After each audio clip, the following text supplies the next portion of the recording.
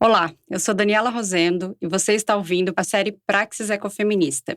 Eu sou filósofa, doutora em ética e filosofia política e, por meio da pesquisa, educação e militância em direitos humanos, desenvolvo e participo de projetos que almejam a construção de relações de cuidado éticas e justas para todo mundo. Para quem já conhece o podcast Ecofeminismo, Mulheres e Natureza, sabe que ele é dedicado a sensibilizar as pautas sobre ecofeminismo em formato áudio. Mas agora o podcast ganha uma série dedicada a aprofundar a perspectiva ecofeminista sobre as matérias, reportagens e artigos publicados no Modifica. Na primeira temporada, vamos nos dedicar às questões amazônicas e às relações entre alterações climáticas e mulheres nas regiões rurais e urbanas. Fiquem de olho, os episódios são publicados às quartas-feiras e você pode nos ouvir no Spotify, Deezer, Apple e Google Podcasts, Castbox ou basicamente todos os tocadores de podcasts disponíveis.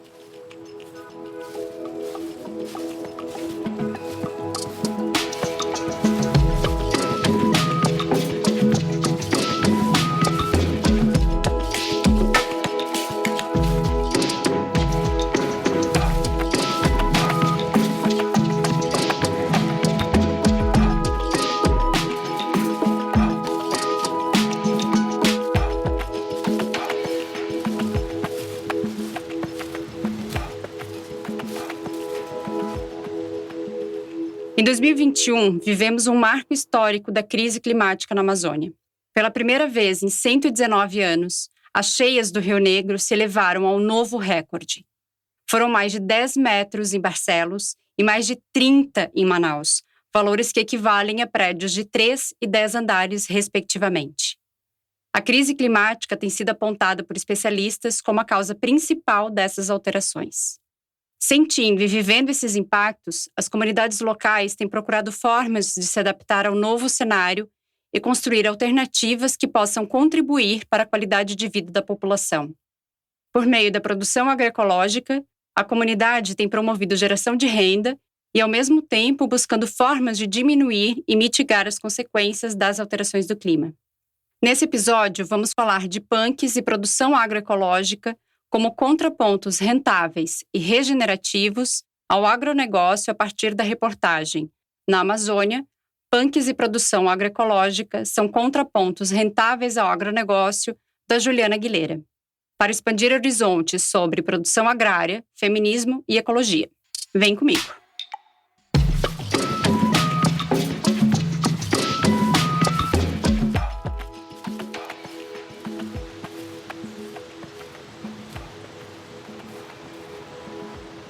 Na base das compreensões ecofeministas está o entendimento de que as diferentes formas de opressão são reforçadas mutuamente. Por isso, nós, ecofeministas, entendemos que não é mais possível discutir mudanças quanto às questões ambientais sem pensar também em mudanças sociais. Do mesmo modo, não dá para pensar adequadamente sobre a opressão das mulheres e outros grupos entendidos como minorias políticas, que são afetados pelas desigualdades de poder, sem pensar na degradação ambiental. As questões tradicionalmente associadas à injustiça social, como a distribuição desigual de riquezas, por exemplo, afetam desproporcionalmente as pessoas pela sua classe, idade, gênero, localização geográfica, dentre outros fatores. Na prática, a consequência disso, por exemplo, é tanto a infantilização quanto a feminização da fome, que afeta os países do Sul de maneira desigual em relação ao Norte global. Ou seja, uma criança, menina, branca, europeia, tem bem menos chances de ser afetada pela fome do que uma criança, menina, indígena aqui no Brasil ou até mesmo na América Latina, para lembrar do nosso contexto regional. Segundo o relatório conjunto de 2014 da FAO, a Organização das Nações Unidas para a Alimentação e Agricultura, o Fundo Internacional de Desenvolvimento Agrícola, que também é uma agência da ONU, e o Programa Mundial de Alimentos, o WFP, na sigla em inglês, o Brasil conseguiu alcançar a meta de redução da fome e da pobreza extremadas dos Objetivos de Desenvolvimento do Milênio, o ODM, a agenda que antecedeu a criação dos ODS, são os Objetivos de Desenvolvimento Sustentável, lá em 2015. Esse alcance se deve especialmente em razão do Programa Fome Zero, por meio do qual a segurança alimentar e nutricional e a inclusão social, associadas a políticas macroeconômicas, sociais e de agricultura, tornaram-se centrais para as políticas de governo. Por outro lado, ainda que tenhamos tido esse avanço importantíssimo, o mesmo caminho não foi percorrido em direção à reforma agrária, esbarrando no direito de propriedade e impedindo o desenvolvimento da agricultura de subsistência e da soberania alimentar, reivindicada desde a década de 90 pelos movimentos sociais que se posicionam contra as políticas agrícolas neoliberais associadas à Organização Mundial do Comércio e ao Banco Mundial. De acordo com os movimentos associados à Via Campesina, que articula as organizações camponesas da Ásia, América, África e Europa, essas políticas são responsáveis pelo aumento da concentração de terra e renda, as quais dificultam a efetivação da reforma agrária e de outros serviços públicos como saneamento básico. Como alternativa, a Via Campesina defende a soberania alimentar, pela qual se garante aos povos a autonomia para definir o seu modo sustentável de produção, distribuição e consumo de alimentos, garantindo-os a toda a população, respeitando também os aspectos culturais.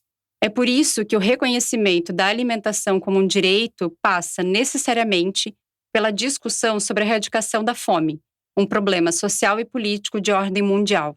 Ou seja, ao contrário do que se tenta mascarar, a fome não é decorrente de uma suposta falta de alimentos, nem da fatalidade, sendo que as justificativas naturalistas para o problema, relacionadas comumente a fatores climáticos, não são suficientes para explicar esse problema.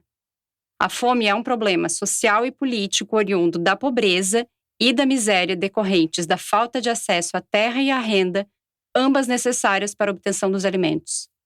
Isso não significa dizer que as mudanças climáticas não afetem a produção de alimentos e possam acarretar insegurança alimentar, mas é preciso situar o problema da alimentação e da fome num contexto mais amplo para então nós irmos avançando nessa análise. Assim como as crianças meninas, como mencionei há pouco, as mulheres adultas sofrem a situação da pobreza e da fome de maneira desproporcional em razão da discriminação e a violência de gênero institucionalizada. Ao mesmo tempo, as mulheres são responsáveis por cultivar, arar e colher mais de 50% dos alimentos do mundo. Em algumas regiões, como a África subsaariana e Caribe, essa porcentagem aumenta ainda mais, para 80%. Além disso, as mulheres desempenham também um papel fundamental na preservação das sementes.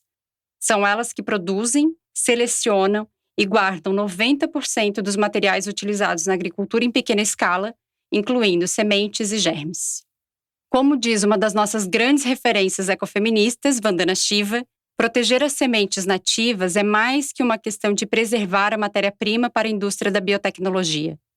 As diversas sementes que agora estão fadadas à extinção carregam dentro de si sementes de outras formas de pensar sobre a natureza e de outras formas de produzir para satisfazer nossas necessidades. Estamos falando de outras visões de mundo e modos de viver. Outra epistemologia, lembram? No entanto, esse protagonismo das mulheres rurais conflita com o direito à propriedade intelectual das sementes, o que constitui uma barreira real para elas. Corporações relacionadas ao agronegócio e à biotecnologia ganham bilhões de dólares com mercados de semente.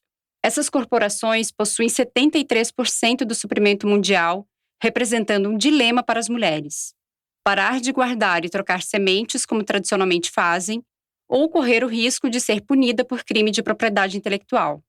Aliado a isso, como vimos na reportagem, as mudanças climáticas constituem outra barreira para as mulheres. A agricultura familiar está ameaçada pela falta de políticas e pela pressão do agronegócio internacional.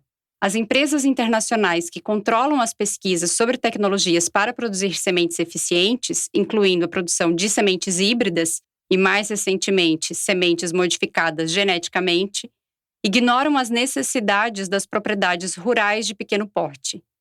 Nesse contexto, manter a autonomia, a segurança nutricional e a soberania alimentar são desafios que as mulheres estão enfrentando, se organizando para adquirir mais independência na produção e superar a opressão nas suas atividades. Por isso, as mulheres têm atuado em atividades para o desenvolvimento sustentável na agricultura, como a conservação do solo e da água, e práticas agroecológicas. De forma concreta, as mulheres estão engajadas na construção de formas cooperativas de organização da produção, redes de economia solidária, redes integradas de produção e consumo consciente e o controle popular e democrático das cadeias produtivas.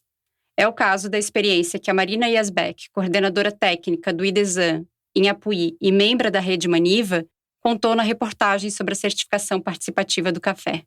Apesar de esses avanços ainda não terem adquirido centralidade nos movimentos agroecológicos, o que é reflexo de um cenário mais amplo, estruturado também pelo machismo, as mulheres campesinas, indígenas, quilombolas e ribeirinhas, isto é, as mulheres dos movimentos agroecológicos, têm saberes agroecológicos que contribuem para a construção de uma epistemologia descolonial e ecofeminista.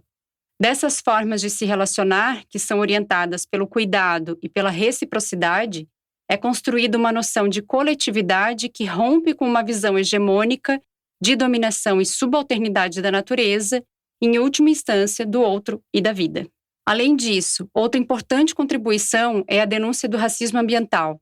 Como afirma Rivane Arantes, educadora e pesquisadora do SOS Corpo, Instituto Feminista para a Democracia, não há justiça socioambiental enquanto as mulheres, nas suas singularidades de marisqueiras, pescadoras, indígenas, quilombolas, ribeirinhas, raspadeiras de mandioca, catadoras de material reciclável, agricultoras, dentre tantas outras, não forem enxergadas como as que mais sofrem desproporcionalmente os impactos negativos do modelo de desenvolvimento predador em vigência.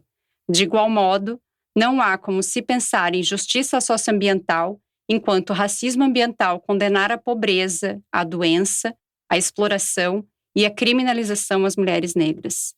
O racismo ambiental é revelado quando se percebe a articulação entre a degradação ambiental e a injustiça social direcionada a determinados grupos em função da etnicidade, especialmente as mulheres negras, indígenas, ribeirinhas e do campo.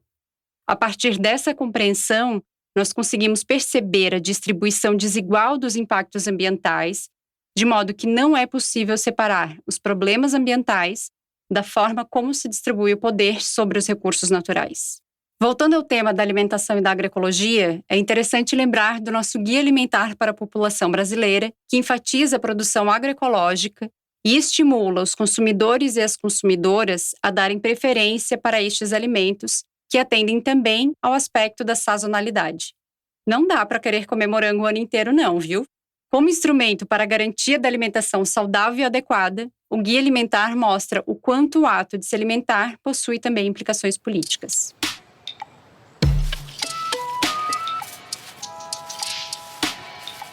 Hoje, cada vez mais, a agricultura agroecológica só floresce no campo quando feita por um grupo. A coordenadora técnica do IDESAN em Apuí e membro da Rede Maniva, Marina Yazbek, explica o porquê. Cada vez mais, as oportunidades que saem na nossa legislação são para associações, grupos informais e cooperativas. Por isso, nós da Rede Maniva encaramos a certificação participativa como uma ferramenta de desenvolvimento rural. A ferramenta, que foi emplacada em 2018 pela Rede e foi o primeiro sistema participativo de garantia da região norte, permite que agricultores familiares da região consigam certificar o café Apuí agroecológico e, com isso, acessar os programas de merenda municipal, o PENAI e o Programa de Aquisição de Alimentos, PAA. Nessa modalidade, os itens orgânicos são remunerados até 30% a mais. Hoje, os produtores de café agroflorestal acessam o selo orgânico por conta da rede. Quando eles se preparam para estudar a legislação, entender os mecanismos de controle social, eles têm que implantar dentre seus pares na comunidade. Esse é o primeiro ponto do porquê essa política fortalece o campo. Marina tem, no último ano, trabalhado especialmente com mulheres e jovens da Associação Ouro Verde, parte das famílias produtoras do café Apuí agroecológico. O intuito é que o grupo possa aprender sobre a certificação e estender o uso do selo, que hoje está só no café, para as hortaliças e pomares de suas casas. Diferente do cafezal, que apesar delas trabalharem iguais aos homens, quem detém o controle da renda são eles. Geralmente, a renda da atividade da horta é deixada para as mulheres, explica Marina. Já tendo o domínio delas e aprendendo as exigências da lei, elas terão maior decisão sobre a renda que virá da produção, o que de fato é empoderamento feminino. Ter um grupo específico para mulheres e jovens é o primeiro passo para a promoção do empoderamento feminino nas comunidades. Marina conta que, apesar da mulher trabalhar dentro e fora de casa, no meio rural, quem domina a etapa da comercialização é o homem. É um sintoma da desigualdade de gênero estrutural no Brasil. O grupo tem uma agenda voltada para os melhores horários para as mulheres, colocando-as no lugar de decisão.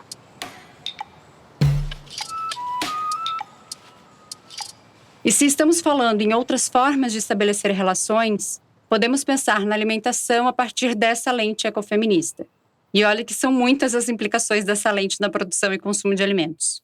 Um episódio não dá conta disso tudo, então eu quero enfatizar aqui, relacionado com o tema sobre o qual nos debruçamos hoje, a necessidade de descolonizar a alimentação. E aqui fica a dica. Se você ainda não ouviu o primeiro episódio da série, volta lá para ouvir o que a Vandana Shiva fala sobre a monocultura da mente. Descolonizar a alimentação passa pelo resgate da culinária indígena, por exemplo, além de uma reflexão sobre o que é convencionalmente produzido e, consequentemente, consumido. Por isso, as plantas alimentícias não convencionais, conhecidas pelo acrônimo PANCs, são um bom exemplo de como descolonizar a alimentação. Além de garantir nutrientes que as plantas que fazem parte do circuito comercial convencional não conseguem suprir, as PANCs têm propriedades medicinais e podem contribuir com a promoção da saúde. Para além disso, nós podemos inclusive nos perguntar: não convencionais para quem? A própria definição das PANCs denota sua relação com o aspecto contextual do ecofeminismo. De maneira sucinta, PANCs são plantas comestíveis, isto é, que podem ser consumidas, mas não fazem parte do cotidiano de certos grupos ou comunidades. Ou seja, significa que são plantas que não são produzidas e comercializadas em grande escala. Uma de suas características é justamente a espontaneidade, ou seja, é fácil encontrá-las em jardins e hortas em espaços urbanos sem terem sido plantadas. Entram também nessa concepção as partes comestíveis não convencionais de plantas que fazem parte desse circuito de produção, comercialização e consumo, como é o caso do coração de bananeira, casca de banana, folha de cenoura e couve-flor, dentre muitas outras. As PANCs valorizam a biodiversidade e o conhecimento das culturas regionais e locais e contribuem para o fortalecimento da soberania alimentar, segurança alimentar e nutricional e, em última instância, para a garantia do direito à alimentação adequada. A gente precisa ressignificar, né, os nossos conceitos acerca de alimentação, se conectar de fato com a história do lugar, né, o modelo, o padrão de alimentação que está instituído no mundo, ele é extremamente agressivo, né, sobre esses sistemas locais. Os sistemas locais, eles são extremamente ricos, né, porque reconhecem justamente no território aquilo que é riqueza, que é recurso e que é alimento. Então, aqui a gente tem um jeito, ingredientes específicos para produzir alimentação, com um jeito de preparar diferente também, né? A cozinha indígena, ela envolve muita fermentação, muita defumação, né? Processos que são diferentes dessa cozinha fast food, né? Que faz com que a gente cada vez mais se desprenda dos processos, de conhecer os processos, né, acerca de como os alimentos são produzidos, de que alimento está presente em determinada época do ano, em escassez ou em abundância. A dieta centrada em carnes, laticínios, ovos e derivados é hoje o que mais destrói a vida no planeta. A emissão de gases de efeito estufa, decorrente da produção que mantém essa dieta, é um fator central que contribuiu para o aumento da temperatura da Terra. Outros fatores também estão relacionados à dieta centrada na carne, nos ovos e laticínios, quais sejam a queima de combustíveis fósseis, da qual depende o cultivo de grãos e cereais que alimentam os animais e os transportam, e a devastação das florestas tropicais. Dados do Instituto Nacional de Pesquisas Espaciais, o INPE, indicam que em 2018, houve uma taxa anual consolidada de 7.536 km² de desmatamento na Amazônia. Em relação a 2017, isso representa um aumento de 8,5%. Nesse contexto, Importa destacar também que o Brasil é o país que mais usa venenos agrícolas no mundo. Para agravar esse cenário, de janeiro a setembro de 2019, o governo federal liberou o uso de 325 novos agrotóxicos no país, e esse número só aumenta a cada ano. Apesar de a comunidade internacional já ter sido alertada pelo Painel Intergovernamental sobre Mudanças Climáticas, o IPCC, na sigla em inglês, sobre a crise climática e a necessidade de reduzir as emissões de gases do efeito estufa, inclusive tendo se comprometido com o seu combate por meio da Convenção Quadro das Nações Unidas sobre Mudança do Clima, do Acordo de Paris e da Agenda 2030, em especial o ODS 13, tomar medidas urgentes para combater as mudanças climáticas e seus impactos, por exemplo, de acordo com a OECD, a Organização para a Cooperação e Desenvolvimento Econômico, e a FAO, a agricultura, especialmente a pecuária, continua contribuindo significativamente para a emissão de gases de efeito estufa.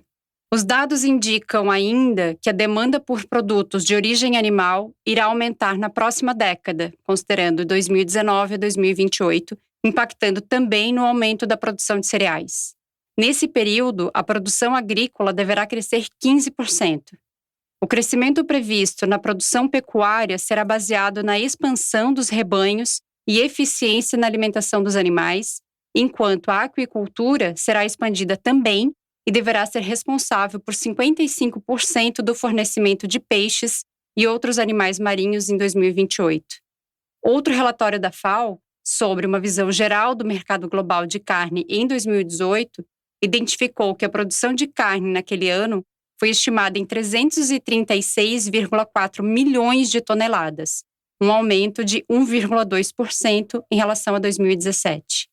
Apesar dessas previsões, o próprio relatório da OECD-FAO identifica alguns aspectos que aumentam os riscos que a agricultura tradicionalmente já encara. No que tange à oferta, esses riscos enfrentados pelos mercados agrícolas incluem a disseminação de doenças como a peste suína africana, resistência crescente a substâncias antimicrobianas, respostas regulatórias a novas técnicas de melhoramento de plantas e respostas a eventos climáticos extremos cada vez mais prováveis.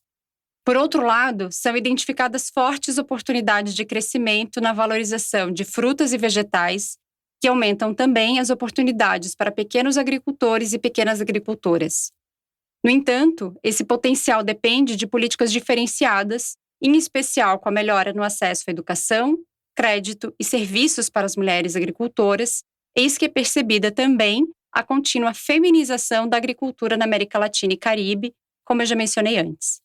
Na região latino-americana e caribenha, continuam presentes os problemas com a segurança alimentar, inclusive com o aumento da extrema pobreza nos últimos anos, que agravou ainda mais com a pandemia de Covid-19.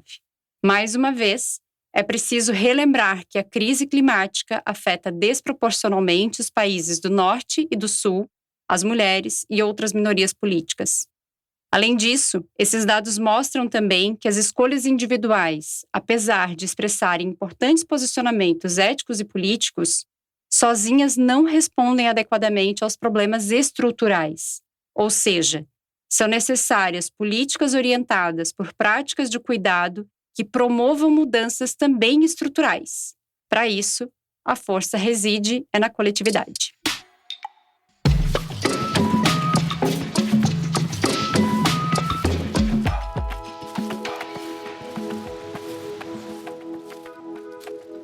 O Modifica é uma organização de jornalismo, pesquisa e educação que atua pela justiça socioambiental e climática com uma perspectiva ecofeminista.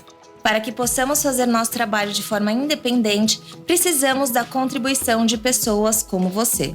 Seu apoio é fundamental para aumentarmos e melhorarmos nossa cobertura jornalística, nossos projetos educacionais e nossa gama de pesquisas, além de termos segurança jurídica garantida para fazer nosso trabalho de enfrentamento às grandes corporações. Conheça e apoie o Instituto Modifica em modifica.com.br/apoie. Chegamos naquele momento de ler comentários, tirar dúvidas, trazer alguns debates de vocês para o programa e dar dicas de coisas para ler, ver e ouvir. A nossa dica hoje é a conversa entre Vandana Shiva e Kelly Mafor para o lançamento da edição em português do livro Ecofeminismo, escrito por Vandana Shiva e Maria Miss, com a introdução da Kelly. A conversa está disponível no canal do YouTube da Editora Luas. Lá também tem um papo meu com Janine Sattler e Patrícia Lessa sobre ecofeminismos. Gostou do episódio? Compartilhe com as pessoas amigas. Você também pode mandar seu comentário pra gente e vamos ler os melhores por aqui. Tem dúvidas? Pode mandar também e selecionaremos algumas para respostas. Você pode mandar dúvidas e comentários no Twitter e Instagram, @modifica. Não esqueça de acompanhar a gente no seu tocador de podcast preferido e até a próxima.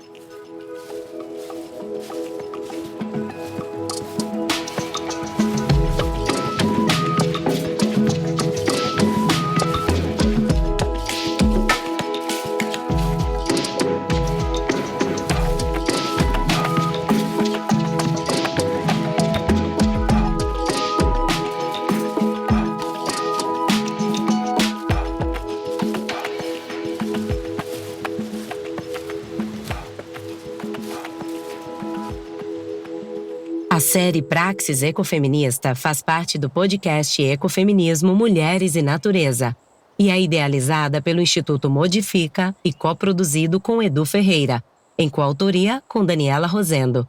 Conheça os outros podcasts do Modifica. Busque por Modifica em seu tocador de podcasts preferido. Praxis Ecofeminista é apresentado por Daniela Rosendo, com roteiro de Daniela Rosendo e Marina Colerato. A trilha sonora e a produção são de Edu Ferreira e a locução de Ana Corbe.